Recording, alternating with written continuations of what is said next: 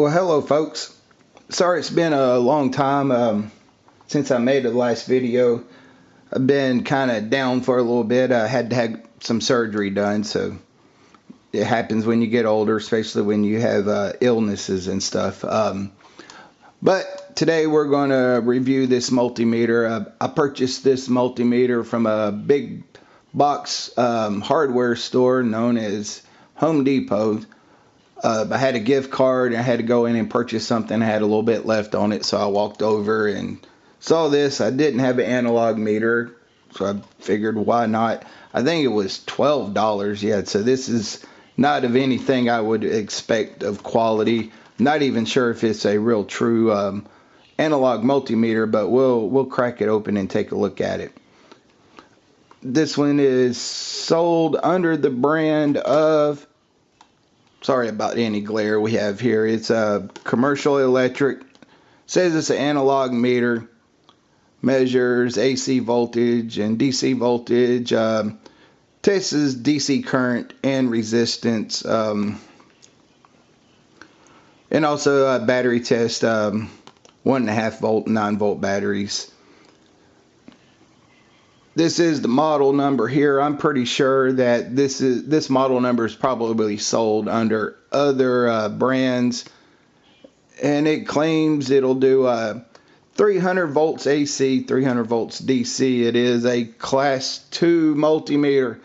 Don't be running 300 volts through this thing, please. And anything, yeah, don't really be messing with like mains voltage. It is class 2. Yeah, you know, this thing's probably gonna be fine for piddling around with you know, just small circuit stuff.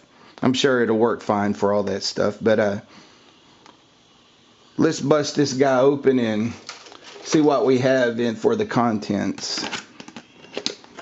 Man, I hate these plastic blister packages.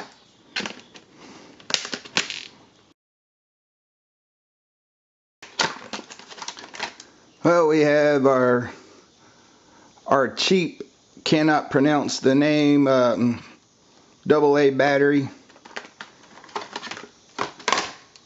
Let's get our leads here and take a look at them. These are going to be your standard quality cheap leads.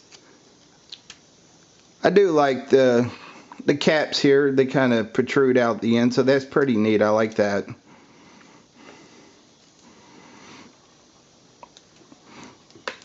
And this one doesn't want to come off, so. Alright, we'll maybe get some pliers on that. And I've ripped the manual in two. Yay, go me. Speaking of go, have y'all checked out my Georgia Bulldogs here lately? We're #1 in the nation. All of you college football fans out there, y'all come and get some. Alright, so here's the specs. As you can see right there, it nothing special about it. Everything's pretty much within 5% accuracy, which really isn't. I mean, it's okay for a cheap meter like this. Battery test is at 10% accuracy. Alright, now let's get the meter out. This thing has a weird, oh, looks like we got some focus issues here. Yeah, this thing has a weird odor about it too. I mean, it's pretty strong. But we do have a calibration, so I do suspect that this is a, yes, it looks like it is a real analog meter. I think that is a real galvanometer in there, so alright. Let's put a battery in it and test it out. Before we put a battery in it, we're going to test it out to make sure that it is a real analog meter, and there's an easy way you can do it. One thing about it is it doesn't have the mirror backing, so you know it can read some inaccuracy if you're reading it at an angle. Another thing I don't like about it, it doesn't come with a back or a magnet or anything, so We're gonna stick it right here. I got my power supply set up for 14 volts and it is working, so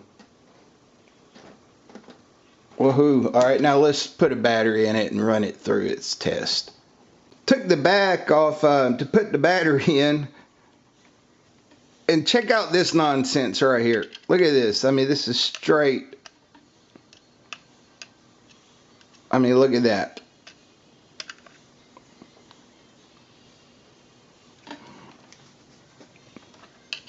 Only but the best from China. Yeah, that. Alright. I think while I'm here, I'm just going to go ahead and take it apart. Alright, here it is with the back off. It is a cheap circuit board, nothing special. And all of it is little, SMD resistors, but here are all our resistors for our selector switches and stuff. Yeah, nothing spectacular. It is laid out clean. And I don't see any circuit board defects that I should worry about. They do have the dual diodes there for protection, and you can see the really thin shunts. And this fuse here is, I think, a 300 watt 250. Yeah, it's a 300 watt 250 milliamp fuse. So, and then just our standard selector switch here, and you can see the wipers that go across here. I would imagine this thing is going to wear out if you use it a lot. So yeah, I mean, for $12, I guess you can't complain. Well, that's really bad. It seemed like they would find a way to protect those wires. Let me snap it back together better and move those wires so they're not going to rub. Okay, she is all back together. We're going to test some ranges of voltage here. Got it 5 volts. And let's test it.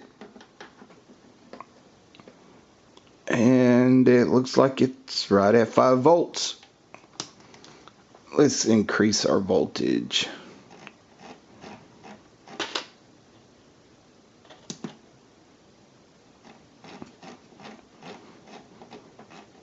Let's jump it way up here.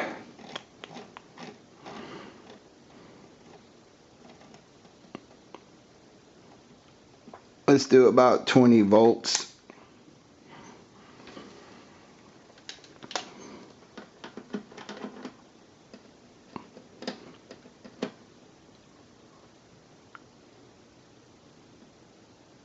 And it's reading 20 volts. So far so good. Alright, let's crank it way down.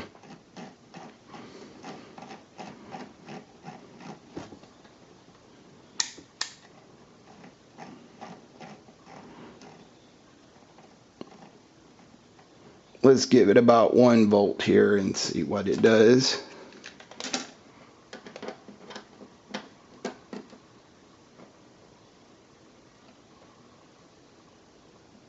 Alright, now we'll do 2.5 volts.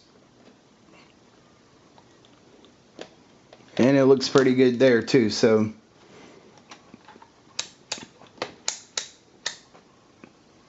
let's try some AC voltage. Okay, I'm too lazy to hook up a transformer, so I got the death box out right here. We are going to cut it on where it's very low current. Let me swing this over to 250 AC and get out of your way so you can see. And we're reading about 120 volts, so as far as the voltage, the voltmeter, it works just fine. Let's throw some resistors at it. I have some 1K here.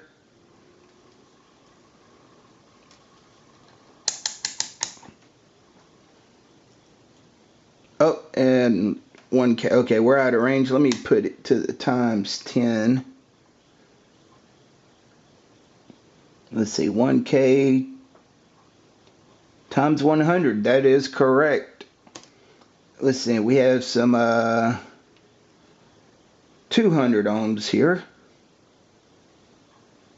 20 times 10. That is correct.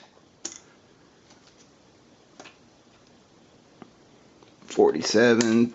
These are some 47K. More, a little less than 50. So that is correct. So far, so good. Now we have some 1 mega ohms. The needle's probably barely going to move. Yep, it's barely going to move. That one is real close. We have a little bit of movement out of the needle. I don't know if y'all can see that. Let me zoom it in. Alright, let's retry this. So we got a little bit of movement and it is about at the 1K. So that is correct. Yeah, I wouldn't use this meter for reading real high value resistors, but everything on it seems alright so far. I guess we'll check the amperage. It does decibels, but I'm not going to use a multimeter. As a matter of fact, I really don't even deal with decibels. So, alright, now let's check the amperage. This is a flashing LED I have here, so the meter's going to move a lot, but you know, there's 20 milliamps on the LED, so, and it's not going to go all the way up to 20 milliamps just because it's flashing, but you can see the movement. Well, I would say this little meter so far, you know, with everything is pretty accurate. You know, I imagine it would do the job for small circuit building and stuff at home electronics. All right, now we're going to do some battery test on it. We've got the 9-volt battery here. If I would put the leads right. And it tests good, and I know that 9-volt battery is good. And now we have AA 1.5 volt.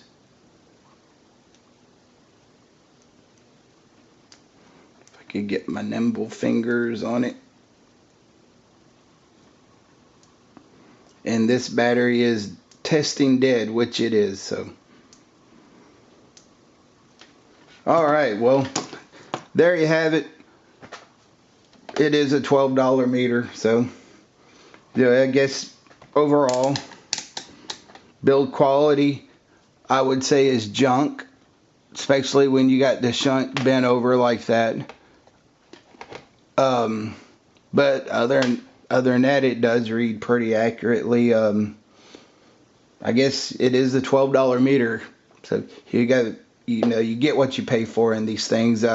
These cheap meters, they are accurate for little at-home projects and stuff, so you can't knock them for that. But yeah, so that is it. The M1015B analog multimeter.